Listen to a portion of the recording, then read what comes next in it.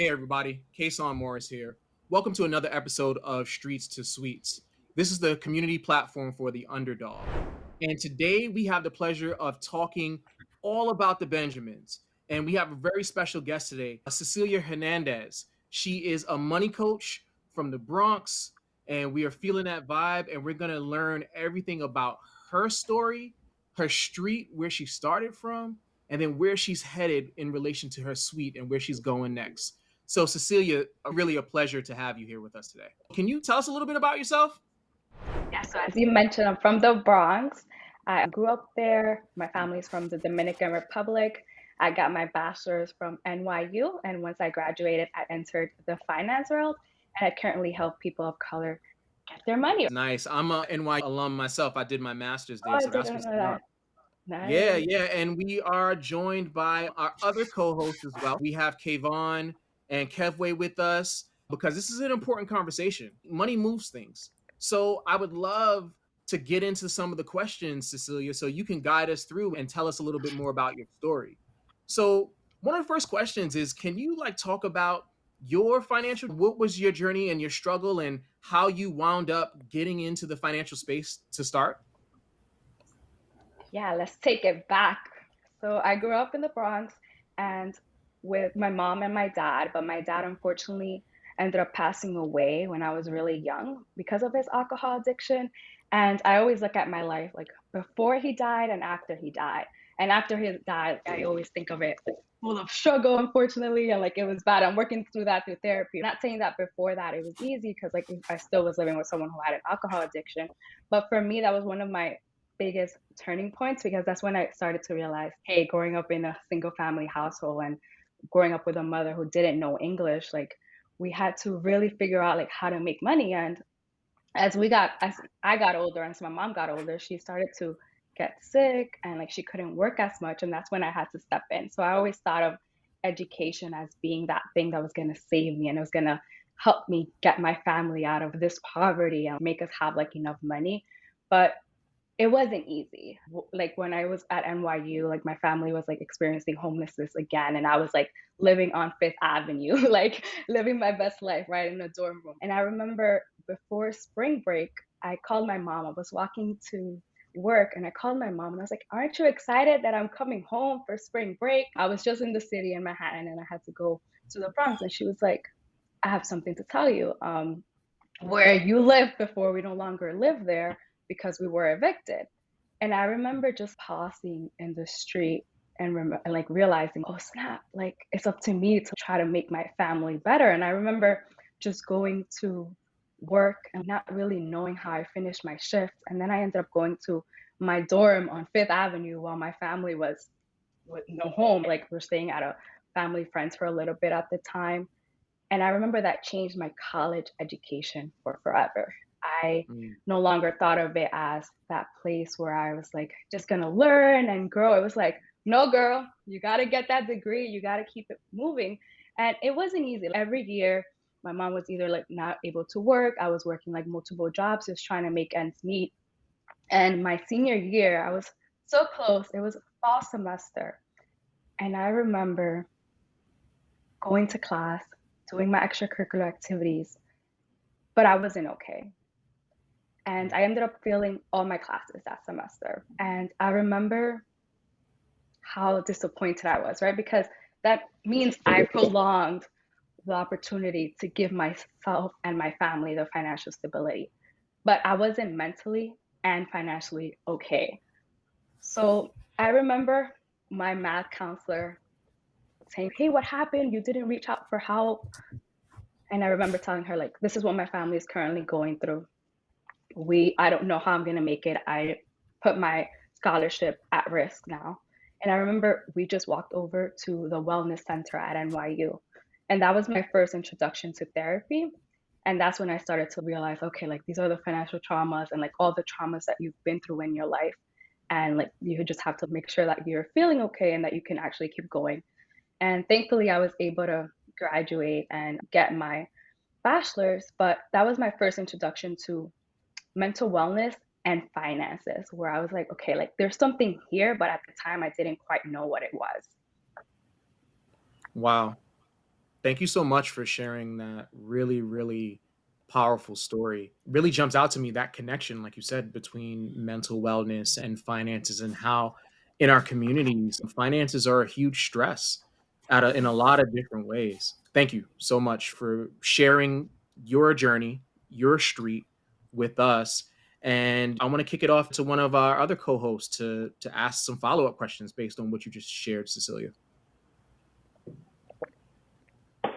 Yeah, so Cecilia, again, just echoing what Kason was sharing, really appreciate you sharing your story. I resonate with that a lot, especially given that I went to CUNY school myself, and oftentimes it's not talked about the stresses and the struggles that CUNY students have to go through working and going to school full time. But one of the things that really stood out for me about what you just said is that connection between finances and mental health. Could you dive a little bit more into that and talk about that relationship and how you saw that manifest itself for you? Yeah, so one of the things that I've learned through like my readings and just like through therapy is that these financial stressors and these stressors are actually going to show up in your body as well, right? So some of us like we get it in our shoulders or in our heart. So throughout like my time with these stressors, like I developed like a lot of like stomach issues, right? Because I was very stressed and I didn't realize the impact of that. So one of the things I like to say is like you have to connect the body and the mind. So what things are coming up to you when you think about money in the body? And then what are the actions that you're taking? And what are the thoughts that you're having around money? I can give an example of this. When I got my first six-figure salary, I thought, that's it. All my money issues are going to be resolved good. This is what I worked for.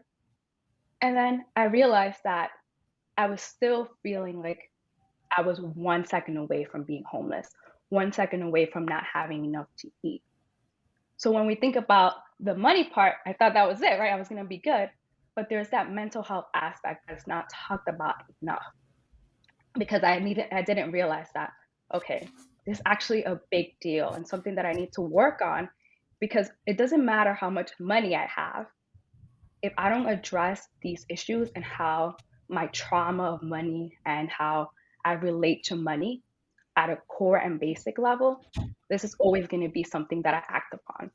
And then if you think about it, some people like do this by not looking at their bank accounts and they're like constantly like, not gonna check, I'm just gonna continue living my life, right? But they're constantly thinking about it and it's going through their mind. So how can we start to connect the two? Why am I avoiding not checking my bank account? How is that showing up in my body? And what am I gonna do about it?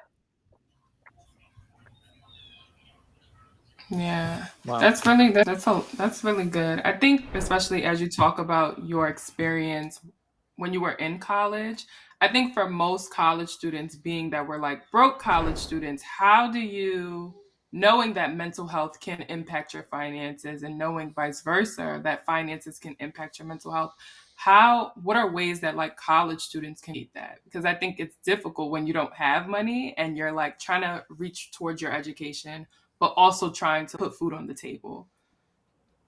Yeah, that's a great question. I would say it starts from like even in high school, right? Like we need to be educated more about, hey, these are the loans that you're taking out. These are the scholarships that you're going to get. And how is that going to impact your financial future and when you go to college, right? Because like even with us, I had a stipend. And even then, like it was hard for me to get my books and get everything that I needed to get for a full semester. And one of the things that I found myself doing was overusing my credit cards. Once I found out about credit cards, I was acting like it was free money out here. I was like, here you go. I need a new coat. I need to keep up with this NYU fashion brands, right? Or I just need to survive in order to get enough food. And I wasn't educated. And there were times where I didn't pay my credit cards off on time. And then those, like, they go to collections and you're like, it's fine. And then you realize that this is going to be in your statement for and your credit score for 7 years. But I didn't know that. I just wanted to survive because I was like, I needed to survive while I was in college and I was trying to also live my life and look presentable. So when it comes to this, we need to make sure that we're educated based on what are the loans that you're taking out, what are the opportunities that you can get, and then like how to manage and use credit cards. And then at the end of the day, it's hard and like sometimes there isn't enough, but having that discipline to create a budget. I think like sometimes we have this restrictive mindset when it comes to budget where we say, oh, I don't want to create a budget because I should treat myself because I work hard. But how can you actually create that budget to know, okay, this is how much I have coming in. So that means that this week I can't go out with my friends because this week I need to like pay my books or whatever that may be. So just trying to have that balance and knowing that it's okay if like you just don't have enough, because sometimes you don't have enough. So you have to try to use like your resources that you have at hand. Like one of the things that I did while I was in college, I was like, anybody got a meal swipe? Anybody got unlimited meals? Can I please get a meal swipe? And like I was very honest with my friends about that, right? Because I needed to eat, right? Talking to your counselor to say, hey, are there any other resources applying to those scholarships? And time is unlimited, right? So like I already worked 3 jobs, got X amount of money. Like there was no way that I could work more hours. So being realistic about your time. And I think we just are such in a great time now where you can just begin to monetize your skills or learn how to like actually get paid for something that like you love to do, and try to start to do that as well. And that's how I started like doing like my tutoring and math and like doing things that can actually like I can get paid more but not have to work as hard as when I worked at the gym.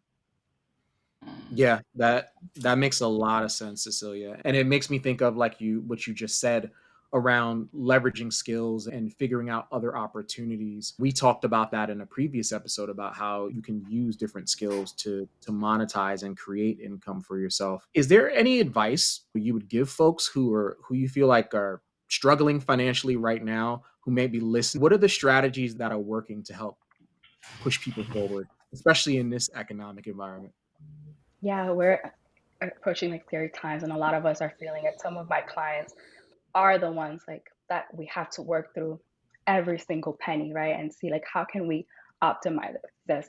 And there are 2 ways that think that you can go about this. One of them, you can try to cut down expenses. Is there a way that you can have a roommate or spend less on something that like it's not really a priority, like cable? Not sure if anybody has cable anymore, but maybe like those subscriptions, because when you're at that point where you're living paycheck to paycheck, unfortunately, those little things are gonna add up. Ultimately, we don't want to be there, right? But the truth of the matter is that like when you are in that stage, that's what we need to look at. So figuring out like where you can decrease your expenses. But then the truth of the matter is that there's only so much that you can decrease. Like things are rising like in cost, like things are expensive, right? So then the other way is to just increase your income. Try to figure out ways to make more money. Job hop if you need to. If you look at my resume, I'm always job hopping or trying new things just because that's how I was able to get to like my 6 figures quicker. And in that sense, like just making sure that like you just again go with your skills. What are people calling you about and saying, hey, I need help with this? And you're like, hey, can this be something that I offer and get some money for? You have those skills, you have the abilities to be able to get more income. But you have to either do 2 of those things, because if not, you're gonna stay in that cycle of just I don't have enough, I'm overusing my credit cards. How can I like not do this anymore? And I'm not saying it's easy because it took me a few years to get out of that cycle after I graduated, but it's definitely possible by looking at your opportunities and taking risk, I would say. Yeah, a couple things jumped out from what you said for me is the idea of earning more, but I'll add another one to that is I think you need to employ your money. Give your Mm, money jobs through buying different assets and figuring out different vehicles. But to the point you made earlier, a lot of that is around mindset. So I'm curious to that point, can you go into a little bit more about how a financial mindset is so important and how in your practice that really differs from what people may get from like a more traditional financial planner? yes, I love that question. And I love yeah, statement that you said about like buying assets. If you are at that point where you're not living paycheck to paycheck, make sure that you're optimizing your money. Don't make sure that you're not saying, okay, like now I can buy that fancy car and live my best life. No, now you want to make sure that like your taxable income is like reduced as much as possible by investing in 401ks or any other health savings account or flexible savings account, and then making your money work for you. Love that you said that. And then the beauty about what I've created and like the community that I've been able to build is that it's not a traditional like financial planning or money coaching business because of my experiences. I made sure that mindfulness and mental health is at the core because I see the impact of that. One of the things that like a lot of people like to do is they like to jump straight to the numbers and hey, this is where you need to save. This is what you're not doing correctly with your money and go from there, right? But I always like to take a step back with my clients and I like to get them in a sense of calmness. Have you ever noticed that you make the worst financial decisions when you're not calm? That's been me. I'm like, oh, I need more money, so I'm about to go pay like $6,000 on something that I don't need because this person's going to teach me everything. And then I never go to the classes or get their help just because I made Yep. that decision, just because I was like, I need this right now, but I didn't think this through. So we always get ourselves to that calm. What are we feeling around money right now? Is there something that I can do? Can I do some yoga or can I go for a walk before I engage with things that has to do with money? What came up for me this week? Do I have the capacity right now to journal about my mental health and my money relationships while I was growing up? Before we get to any of it, because I want you to understand why you're taking the actions that you're taking. Why are you overspending? Is it because is the way that you show yourself love? Or is it because like now you tell yourself you need to treat yourself because you didn't get it with any like special treatments or anything special like while you're growing up and now this is the way that you do it? So we focus on that. And then what we do is we focus on the numbers, getting clarity on the numbers. And one of the things that I always like to do is like I give my clients the power for them to do their own numbers by me guiding them. Because if I were to disappear tomorrow, I want them to be able to be in control. Because by you taking those money actions that you're not aligned with or you're not calm about, you don't feel in control. So by getting that clarity about your numbers and your financial situation, then you can feel like, okay, now I have calm and now I have clarity. And clarity looks like creating your financial statements. What is my net worth? What are my assets? What are my liabilities? And then it looks like, what is my cash flow? How much money do I have coming in? How much money do I have going out? Am I in a negative? The interesting thing that I find is that a lot of people like to swipe that credit card. And then because they don't have to pay it the next statement cycle, they're like, I'm good. But then they find themselves overspending in different categories. Let's explore that by using a cash flow management system, like you're able to do that. And then confidence, because at the end of the day, I want you all to have confidence that you can actually do this, that you can do your money and like you can make your money work for you and you can buy those assets and you can have financial freedom and create generational wealth. So to sum it all up, it's about just being calm and then knowing yourself and where you're at now to get to actually understand your numbers. Thank you, Cecilia. Thank you. I think these messages are very relevant for our communities and our relationships with money. I think it's really critical, and you covered a number of really important topics. That mindset around money, getting comfortable with the idea of being accountable for your spending, understanding that a credit card is not a free system, that you have to pay it back. And they say that compound interest is the eighth wonder of the world, but when you're using credit cards without a strategy, it's something that's going to keep you forever in that hole. So I think it's amazing that you take this within our community because I think it's desperately needed. So I really appreciate you sharing your story today. A quick question for you as we wrap up this session: where can people learn more about you, or how can they work with you? Yeah, so definitely go to my website on actualize.com to just like schedule a 15-minute consultation. I'm happy to provide more free nuggets than I've provided here through our talk based on your financial situation. And then you can also find me on LinkedIn and Instagram. Nice. Before we close out, to the rest of the team, are there any other questions we want to ask Cecilia before we sign off? Yeah, I have a question. What would be your top 3 tips for people entering into 2023? So knowing that there's a bunch of layoffs happening, but people are starting to somewhat diversify their income. What are your like top 3 tips for like budgeting and financing going into the new year or for 2023 that like people can easily implement? Because I think sometimes budgets can be scary. It can be like very nerve-wracking, especially if like financial literacy is not something that you grew up with.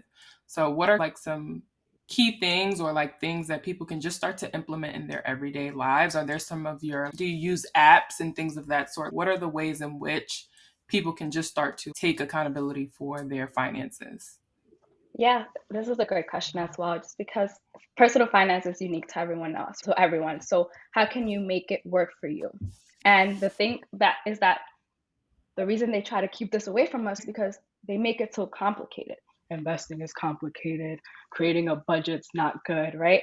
So the first part is how can you simplify your finances, right? Is if you have a credit card, I don't want you to close them because that's going to affect like your utilization and your credit score. Like how can you start using a few of them just so you know like how to track your money, right?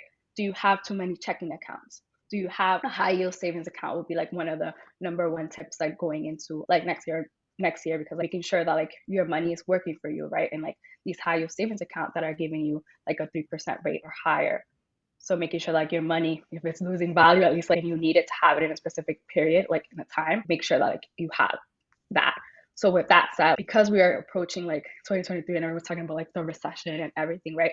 Making sure that you do have a savings account that has like emergency savings, like 3 to 6 months. Like at this point, like I'm leaning more towards 6 months, just so you have that flexibility if anything were to happen and you know that you're safe. So the first one is keeping it simple. The second one is making sure that you have a high yield savings account. And then if you are in that point where you have like money to actually like, hey, like I'm not living paycheck to paycheck, like I am actually okay, I'm comfortable investing during this time period, invest in those assets, invest in the stock market. And like it's hard like for you to get into that mindset if you don't know anything about it, but find resources, find communities that are teaching you about this. You don't have to pay thousands of dollars to know how to invest and have an investing strategy. Just know where you are in your financial journey. So like when you go into 23, hey, this is where I'm at. I think a lot of us like to say, I want to do it all. I want to do my savings. I want to pay off like my debt, which should be like something else that I can add in there. If you have like high interest credit card debt, make sure that you pay it off as soon as possible and make sure that you prioritize that. But a lot of us like to focus on a lot of things at once. But if you focus on like the main things, like having your emergency savings, having the debt payoff, and then investing if you can, and keeping it simple. Nice. Thanks for that, Cecilia. And just my last question, if you were to give yourself or your younger self any advice, what would it be? Ooh, this is an emotional question, actually, as I've been reflecting through this through therapy as well. And I would say it's not your fault to like little me. I've experienced a lot of trauma when I was like younger. And I think part of me was like, why didn't I get 3 jobs when I was 6 years old? Why didn't I do like like these are like real things, right? Like Yeah. these are real things that are not talked about because as children, we're like, what can I be doing? If bad things keep happening to me, is it me? It has to be me. So I wish I would have not internalized a lot of those things. So I would tell myself like it's not your fault and that I'm in control. I think that's why I love personal finances and finances so much because it's a tangible thing that you can see and you can say, I'm growing, I'm getting better. And you can also feel it when you're like, I'm gonna check my bank account right now because I can. It doesn't matter like that I just spent a lot, like just feeling that way or just, hey, like I'm actually gonna make a plan because I want to feel in control. So to my younger self, I would tell myself it's not your fault and that you're in control. You can change your destiny and family's trajectory because I know I'm going to be the first millionaire in my family. And to everyone that's listening that's going through a hard time, it's not going to last forever. You have the tools. Build that community. This is a great community that you're tuning into. Find other communities that are going to help you get there because I promise you, I would have not been able to get to where I'm at now if it wasn't me leaning into community, if it wasn't me seeing the entrepreneurs like making like multiple 6 figures and like working like 9 to 5s and like doing it all and taking control of their money.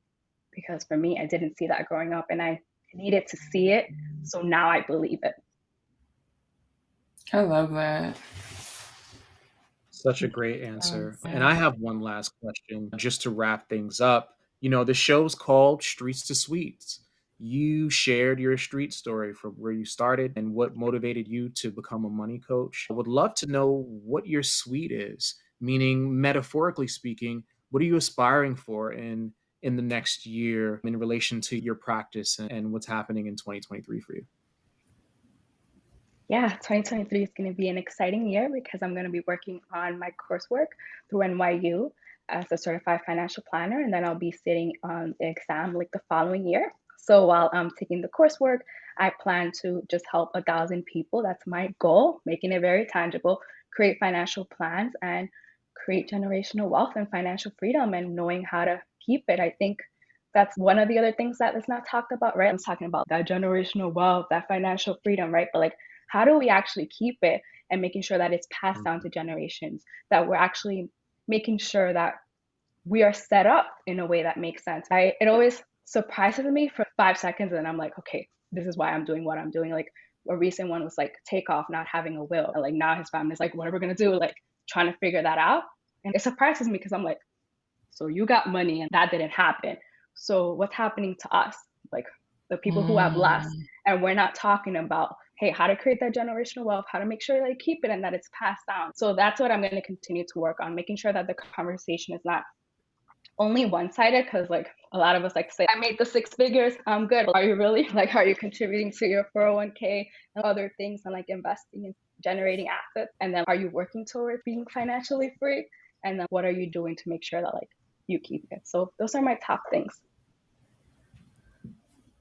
So powerful. So just to wrap things up, what you said right there says it all. Being about the Benjamins is truly a journey. It's about working on your mindset and then understanding those basic principles, working through community, leveraging communities of practice like this Streets to Suites forum as an example to get access to entrepreneurs and folks that are just like you that can help.